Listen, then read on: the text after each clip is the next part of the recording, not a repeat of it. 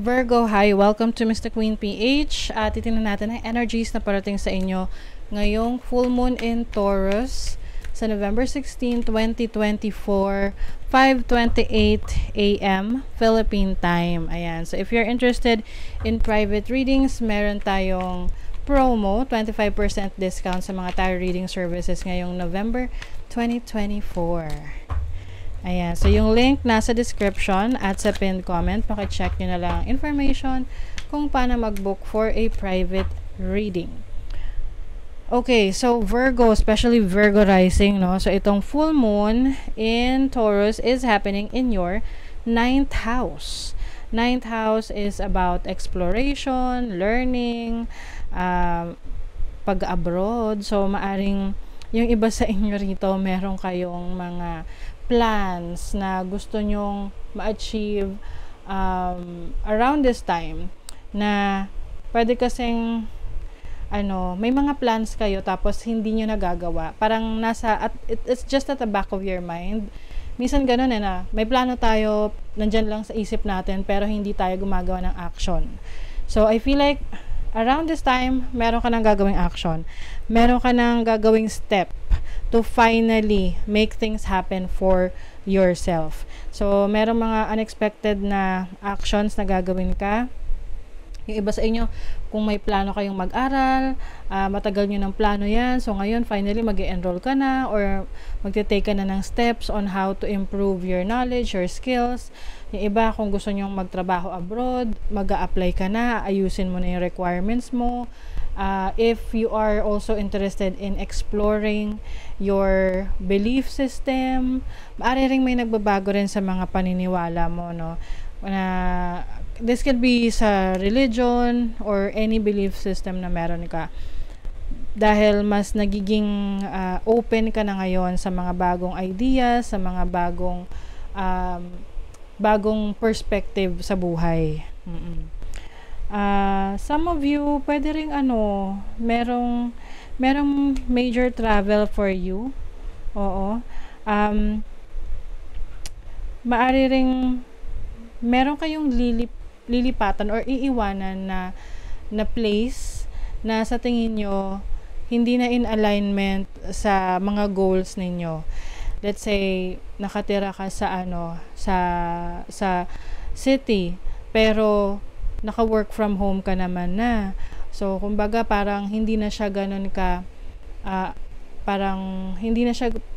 ka swak sa lifestyle mo.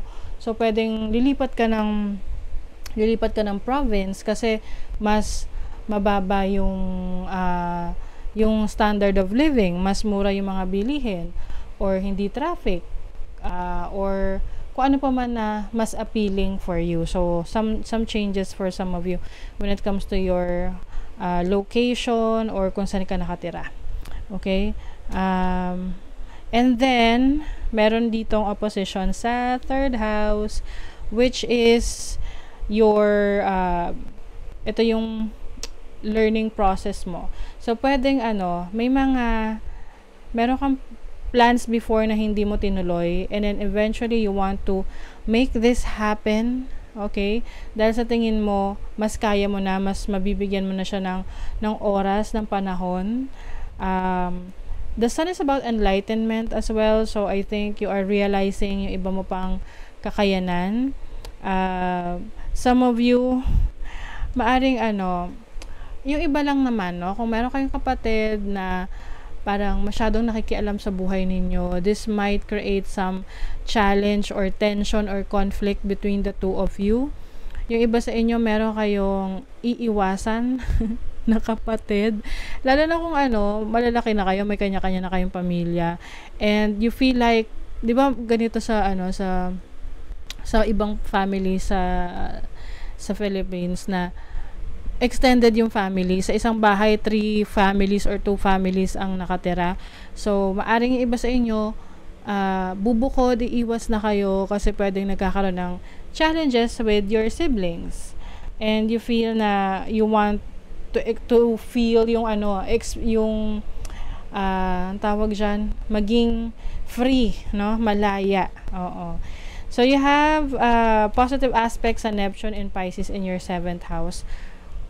Some of you, if you are looking for a romantic partner, okay, maaring may dumating na romantic partner na foreigner. Oo. Maaring itong person na to ay makilala mo abroad, pwede ring online, makilala mo online.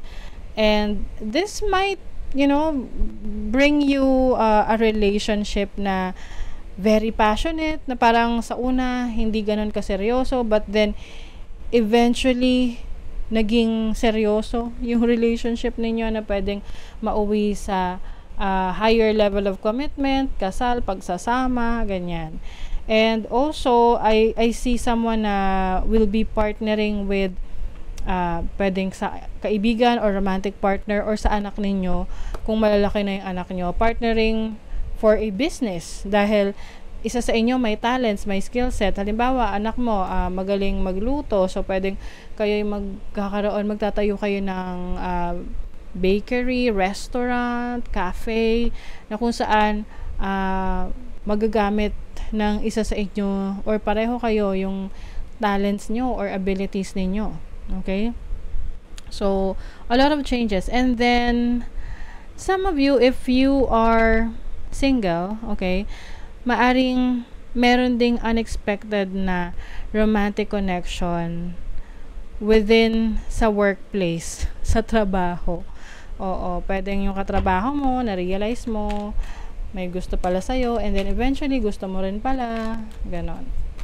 Let's see what else for Virgo. Ace of Swords, new ideas, new opportunities, new beginnings. Meron din communication coming through. So, I think you will be talking to a lot of people this time.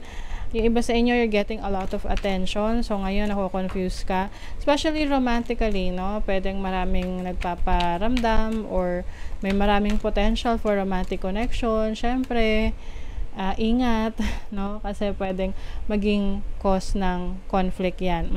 7 of Swords. Speaking of conflict. So, kung maraming nai-involve na romantic connection sa'yo, halimbawa maraming potential romantic partners, piliin mo dyan yung nararamdaman mo na totoo sa'yo.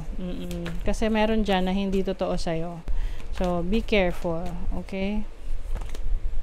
A time for healing. Yes. So, you're going to heal from a past trauma or any challenging situation sa kalusugan mo. This can be healing mentally, emotionally, spiritually, or physically. Believe in your good luck, Virgo. Maraming mga magaganda pang mangyayari sa buhay mo. Importante dito yung mindset mo, no, na maayos, no, positibo yung mindset mo para positive rin yung ma-attract mo that will bring good luck to you. Okay? So, that is your reading, Virgo. Thank you so much. Good luck.